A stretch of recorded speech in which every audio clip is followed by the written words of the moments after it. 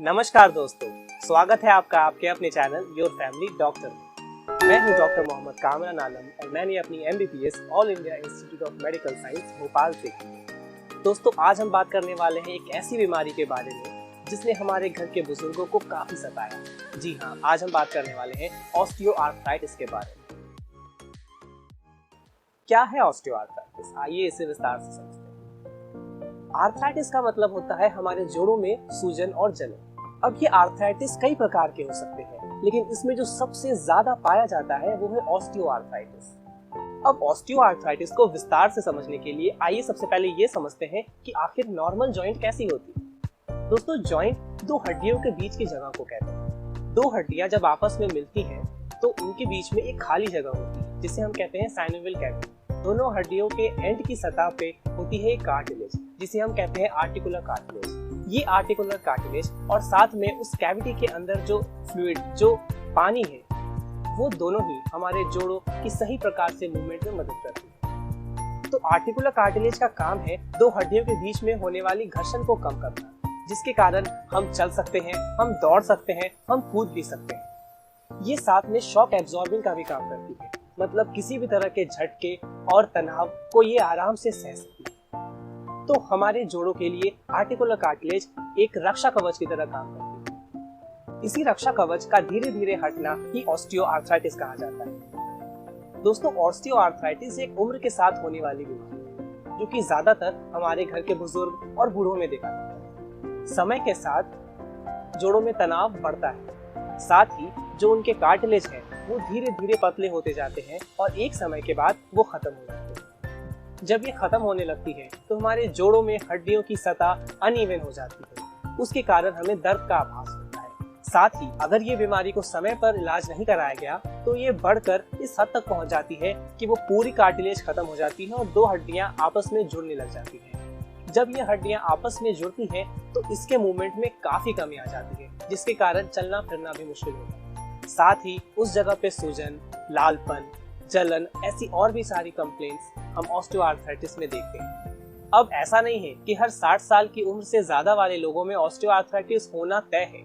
इसके कुछ risk factors हैं जिसके कारण हम ये कह सकते हैं कि इन लोगों में ऑस्टियोआर्थराइटिस होने की संभावना ज्यादा है और इनमें कम है। आइए देखते हैं कि ऑस्टियोआर्थराइटिस के क्या रिस्क फैक्टर्स हैं। सबसे पहला हमने पहले ही बात कर लिया, उम्र के साथ ये बीमारी बढ़ने के चांसेस बहुत बढ़ जाते हैं। दूसरा होता है फीमेल जेंडर। जी हाँ, महिलाओं में ये ज्यादा देखने को मिलता है, खास करके मेनोपॉज के बाद। जब महिला के महीने आने रुक जाते हैं उसके बाद हड्डियों में तनाव बढ़ जाता है, जिसके कारण भी ऑस्टियोआर्थराइटिस हो सकता है। इसके अलावा बचपन में कोई ऐसी चोट लगी हो या फिर जोड़ों की कोई सर्जरी हुई हो, ये भी आगे चल के ऑस्टियोआर्थराइटिस का कारण बन सकती है। कुछ ऐसी बीमारियां होती हैं जिसमें पैदाइशी जोड़ों में कुछ न कुछ बनावटी दिक्कत होती है, उसमें भी ऑस्टियोआर्थराइटिस होने की संभावना काफी बढ़ जाती है। इसके अलावा कुछ जेनेटिक्स कारण भी हैं जो कि आए दिन रिसर्चेस में हमें देखने को मिलता है। तो आइए ये जानते हैं कि हम कैसे पहचानें कि हमारे आसपास, हमारे घर में बुजुर्ग या फिर आसपास के किसी भी लोगों में ऑस्टियोआर्थराइटिस हो सकता है। सबसे पहला कंप्लेंट जो पेशेंट प्रेजेंट करता है वो है दर्द। किसी भी काम या फिर भारी वस्तु उठाने के बाद जोड़ों में दर्द होना, जो कि ज्यादातर आधे घंटे से कम समय के लिए होता है, लेकिन आराम करने से उस दर्द में आराम आ जाना। जोड़ों में सूजन या जलन महसूस होना, उठने या बैठने में जोड़ों में से कट कट की आवाजें आना, चलने में दिक्कत या बैलेंस का बिगड़ना। ये सारे लक्षण अगर आप में हैं या आपकी उम्र 50 या 60 साल से ज्यादा है, ये समय है आपको अपने डॉक्टर से मिलने का। तो इस प्रकार के किसी भी लक्षण के साथ अगर आप डॉक्टर के पास जाते हैं तो एक सिंपल से एक्सरे के बाद ही पता चल जाता है कि आपको ऑस्टियोआर्थराइटिस है। एक्सरे में जोड़ों के बीच की जगह की कमी हो जाना या फिर आसपास कुछ ऐसे नई हड्डियां बन जाना जिसके कारण दर्द महसूस होता, ये सारी चीजें बताती हैं कि आपको ऑस्टियोआर्थराइटिस है। तो आइए अब बात करते हैं ऑस्टियोआर्थराइटिस का इलाज क्या है। दोस्तों, ऑस्टियोआर्थराइटिस के दो तरीके के इलाज होते हैं। सबसे पहले हम आते हैं लाइफस्टाइल मॉडिफिकेशन पे या फिर उन चीजों से जिसमें हमें बाहर से किसी भी दवाई को लेने की जरूरत नहीं पड़ती, यानी कि नॉन फार्माकोलॉजिकल अप्रोच। दूसरी तरफ हम बात करेंगे किन किन दवाइयों से ऑस्टियोआर्थराइटिस में आराम मिलता है। सबसे पहले देखते हैं क्या क्या लाइफस्टाइल या दिनचर्या में बदलाव करने से ऑस्टियोआर्थराइटिस के दर्द से हम निजात पा सकते हैं। दोस्तों ऑस्टियोआर्थराइटिस उम्र के साथ होने वाली बीमारी है, तो इसका पूरी तरह समाधान मुमकिन नहीं है, लेकिन हमारी टारगेट होती है कि हम पेशेंट की दर्द को ज्यादा से ज्यादा कम कर सके, साथ ही उसके चलने फिरने में आराम ला सके। लाइफस्टाइल मॉडिफिकेशन में सबसे पहले आता है वजन कम करना। एक नॉर्मल इंसान की BMI होनी चाहिए 18.5 से 24.9 तक। इससे ज्यादा अगर आपकी BMI है तो आपको जरूरत है अपने वजन को कंट्रोल में रखने की। जी हाँ, वजन को कम करने से ऑस्टियोआर्थराइटिस में काफी ज्यादा इंप्रूवमेंट देखने को मिलती है। इसमें तो यहाँ तक कि ये कहा जाता है कि अगर आपने 1 किलो वजन कम किया तो आपके जोड़ों पर से 3 से 6 गुना तनाव कम हो जाता है। तो वजन कम करना हमेशा से ही सबसे पहला इलाज रहा है। इसके बाद आपको अपने जॉइंट को कभी भी बिना मतलब के तनाव नहीं देने हैं, या फिर किसी भी ऐसे प्रकार के भारी काम जिसपे जोड़ों पे अत्यधिक तनाव पड़े, उन कामों से बचकर रहना है। उसके लिए इंडियन टॉयलेट के बजाय कोमोड का इस्तेमाल करना। जोड़ों को आराम देने का मतलब ये नहीं है कि हम चलना फिरना ही बंद कर दें। इस बीमारी का एक और महत्वपूर्ण इलाज होता है एक्सरसाइज। हमें जोड़ों की वो एक्सरसाइजेस करनी है जिससे जोड़ों की मूवमेंट बरकरार रहे। हर घंटे 30 मिनट हल्की एक्सरसाइजेस, जिसके लिए आप बिल्कुल अपने डॉक्टर से पूछ सकते हैं, जो कि आपको विस्तार में बताएंगे कि किन तरह के एक्सरसाइजेस से आपको फायदा होगा। इसके बाद दर्द के लिए अक्सर हम आइस पैक्स का इस्तेमाल करते हैं। अगर आपके जोड़ों में ज्यादा दर्द है और सूजन है तो आप बर्फ का इस्तेमाल कर सकते हैं, जिससे आपको दर्द में आराम मिले। साथ ही आप गर्म पानी का भी इस्तेमाल कर सकते हैं।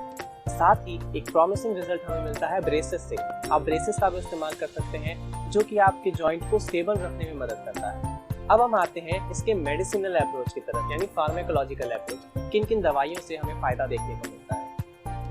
कुछ ऐसी दवाई है जिसके लिए हमें डॉक्टर के प्रिस्क्रिप्शन की जरूरत नहीं होती, जो कि ज्यादातर दर्द की दवाई होती है। क्योंकि ऑस्टियोआर्थराइटिस में सबसे मेन कंप्लेन दर्द होता है, तो इसके लिए हम वो दवाइयाँ बिना डॉक्टर के प्रिस्क्रिप्शन के भी ले सकते हैं। इसमें सबसे पहला आता है पैरासीटामोल, जिसे हम एसिटामिनोफेन भी बोलते हैं। दोस्तों, पैरासीटामोल या एसिटामिनोफेन हमें बड़ी आसानी से मिल जाते हैं और इसका असर भी काफी जल्दी देखने को मिलता है। लेकिन हमें एक बात की विशेष ध्यान रखने की जरूरत है कि अगर पेशेंट में लिवर रिलेटेड कोई भी बीमारी है तो पैरासीटामोल के डोज को हम डॉक्टर की निगरानी में लें। साथ ही दिन में 3 या 4 ग्राम से ज्यादा पैरासीटामोल नहीं लेनी चाहिए, क्योंकि ये आपके लिवर पे दुष्प्रभाव दिखा सकते हैं। साथ ही कुछ दवाई होती हैं जैसे कि non steroidal anti inflammatory drugs. NSAIDs वो ड्रग्स हैं जो कि सूजन के साथ साथ दर्द में भी आराम दिलाने में मदद करती है। इसमें आइबुप्रोफेन या नेप्रोक्सेन जैसी दवाइयाँ आती हैं। ये भी हम ओवर द काउंटर, मतलब हम डायरेक्ट दुकान में जाकर ले सकते हैं, लेकिन ये पैरासीटामोल की कंपैरिजन में ज्यादा खतरनाक दवाई है। इसके साइड इफेक्ट्स उसके कंपैरिजन में थोड़े ज्यादा हैं, जैसे कि किडनी की प्रॉब्लम, लिवर प्रॉब्लम, साथ में बदहजमी या पेट में अल्सर हो जाना। तो ये दवाइयाँ हमें ध्यान रखनी चाहिए कि लंबे समय तक कभी ना ले, और अगर ले तो डॉक्टर की निगरानी में। पाते हैं कुछ ऐसी दवाइयों पे जिसके लिए डॉक्टर्स का प्रिस्क्रिप्शन भी चाहिए। अगर जोड़ों में बहुत ज्यादा दर्द है तो हम जोड़ों में स्टेरॉइड्स के इंजेक्शन भी देते हैं, जिससे कि दर्द में कुछ राहत मिल जाता है। और कई ऐसी दवाइयाँ और इलाज है जो कि हम अपने डॉक्टर के बिना पूछे आसपास के लोगों के कहने पर ले लेते हैं, जैसे कि ऑपियोइड्स। ऑपियोइड से आपको राहत कुछ टाइम के लिए जरूर मिल जाता है, लेकिन उसके साइड इफेक्ट इतने ज्यादा है कि एक प्रॉब्लम सॉल्व होते होते आपको कई और सारी बीमारियां होने लगती हैं। तो इसलिए इस बीमारी में ऑपियोइड्स बिल्कुल ही मना है। इनके अलावा कुछ ऐसे इलाज जो कि इन सबसे हट करके हैं, जैसे कि योगा। योगा से हमारे जोड़ों में सही प्रकार से मोशन होता है, मतलब हमारे जोड़ों में वो फुर्ती बनी रहती है, इसलिए योगा करने से भी काफी आराम मिलता है। दूसरा आता है टाई ची। दोस्तों, टाई ची चीन की प्रसिद्ध मार्शल आर्ट्स टेक्निक में से एक है। ये टेक्निक जोड़ों से संबंधित काफी सारी बीमारियों में आराम दिलाता है। ऑस्टियोआर्थराइटिस के लिए सही प्रकार से योगा या टाई ची आप कैसे करें, इसके लिए हम डिस्क्रिप्शन में आपको लिंक दे देंगे। आप जरूर उन वीडियोस पे जाएं और देखें कि ये किन किन तरीकों से हम उसको बचा के रख सकते हैं। अब आप लोगों ने ये तो जरूर सुना होगा कि prevention is always better than cure. इसका मतलब बचाव हमेशा ही उपचार से बेटर होता है। तो क्यों ना ऑस्टियोआर्थराइटिस से भी बचा जाए। अब जैसा कि मैंने पहले ही कहा कि ऑस्टियोआर्थराइटिस एक उम्र के साथ होने वाली बीमारी है, तो इससे 100% बचना तो नामुमकिन है, लेकिन फिर भी हम कोशिश कर सकते हैं और हमारे जीवन में इसके होने की संभावना को कम कर सकते हैं, या फिर अगर ये हो भी जाता है तो इसको और ज्यादा बुरे होने से रोक सकते हैं। इसके लिए हमें कुछ एक्स्ट्रा नहीं करना। जो बातें हमने पहले की वही बातों पर हमें विशेष ध्यान देना है। वजन को हमेशा ही कंट्रोल में रखें, साथ में जोड़ों को एक्टिव रखना भी बहुत जरूरी है। इसलिए हर दिन 30 मिनट का एक्सरसाइज आपके जोड़ों के लिए भी बहुत ज्यादा फायदेमंद है। इसके अलावा हम कोशिश ये करें कि बचपन से ही हमारे जोड़ों में अननेसेसरी स्ट्रेस ना पड़े, यानी हद से ज्यादा वजन उठाना या फिर ऐसे काम करना जिसमें आपके जोड़ों पे हद से ज्यादा तनाव। एक्सरसाइज करने में हमें कुछ बातों का ध्यान रखना चाहिए। सबसे पहले आता है कि एक्सरसाइज के शुरू के 5 से 10 मिनट हम कोई भारी काम ना करें, बल्कि उसमें हम वार्म अप या कुछ ऐसे एक्सरसाइज करें जिससे कि हम अपने बॉडी को थोड़ा फुर्तीला बनाएं। उसके बाद ही अगर हमें वजन उठाना है या कुछ भी ऐसे काम करने हैं तो वो करें। इन सब से जोड़ों में तनाव के कारण होने वाले चोटों से हम बच सकते हैं। साथ में कुछ ऐसे सप्लीमेंट्स होते हैं जैसे ग्लूकोसामीन, इन सब का वैसे तो ज्यादा असर नहीं देखा गया है, लेकिन कुछ लोग इसे रेकमेंड करते हैं। चौथा और आखिरी बचाव होता है अपने दर्द को पहचानना। अगर दिन भर के काम या एक्सरसाइज के बाद आपके जोड़ों में दर्द हो तो उसका तुरंत निवारण करना भी जरूरी है। आइस पैक्स या गर्म पानी से आप सेक करके उस दर्द में आराम ला सकते हैं। लेकिन अगर ये दर्द बढ़ रहा है तो ये समय है आपको अपने डॉक्टर से मिलने का, क्योंकि ये बीमारी ज्यादातर बूढ़ों में देखने को मिलती है और हमें पता है कि हमारे घर के बुजुर्ग अक्सर चिड़चिड़े हो जाते हैं। तो ये लाइफस्टाइल मॉडिफिकेशंस या फिर दवाइयों जैसी चीजों के साथ वो सही प्रकार से एडजस्ट नहीं कर पाते। तो इस समय हम बच्चों का ये कर्तव्य होना चाहिए कि हम समय के साथ उन्हें ये सिखाएं कि उनके लिए किन चीज़ों की अहमियत ज़्यादा है, किन चीज़ों की अहमियत कम है। किसी भी काम को करने के लिए हमारे पास एक कारण की ज़रूरत है, नहीं तो नहीं करने के कई सारे बहाने मिल जाते हैं। तो दोस्तों, अब समय है एक छोटे से बदलाव का। YouTube पे सर्च करते हुए हमने ये देखा कि योर फैमिली डॉक्टर, जो कि हमारे चैनल का नाम है, इस नाम से पहले से ही कई और अकाउंट्स मौजूद हैं।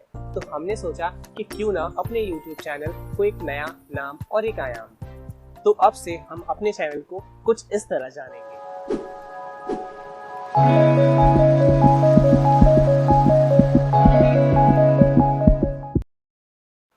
डॉक्टर बेटा, जी हाँ, सही सुना आपने।